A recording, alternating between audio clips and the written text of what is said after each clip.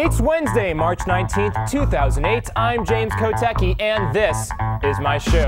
The AP reports that Twisted Sister guitarist JJ French has re-recorded the band's song I Wanna Rock and turned it into I Want Barack, targeting, of course, the people who still think that fully grown men dressing as disturbingly made-up girls is cool demographic. But given Obama's recent actions, perhaps a more appropriate Twisted Sister remake would have been We're Not Gonna Take It, at least as far as racial politics are concerned.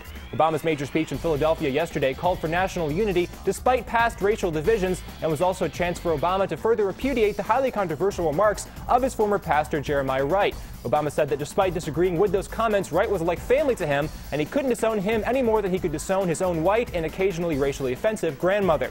But as Politico's Martin reports, even after yesterday's speech, Republican strategists feel that the Wright issue could be right for them in November. But look on the bright side, Obama maniacs. Sure, your candidate was linked to a highly inflammatory, seemingly unpatriotic Christian minister, but at least people won't think he's a secret Muslim anymore.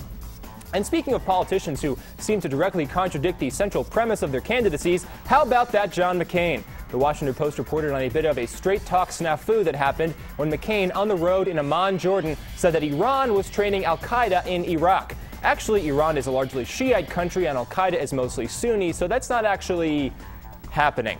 After a quickly whispered prompting from Senator Joe Lieberman, McCain corrected his remarks to say that, in fact, Iran was training extremists in Iraq.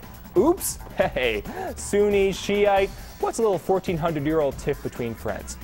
Finally, Hillary Clinton heads back to Michigan, a state she kind of already won. In an effort to ramp up the pressure for a revote in that state, Barack Obama's campaign is resisting a revote, but the Detroit Free Press reports that the state party's chairman says the campaign's objections are unfounded. Actually, they are founded on something, a firm, unshakable belief that Clinton should not get any more delegates. Well, that's it for today's hit. Check out Politico.com/ for the latest updates. And don't worry, we are going to take it. And by it, we mean your unwavering loyalty despite our lack of a good closing phrase. Right here on this show. Look at that. That is some bright, bright pink hair.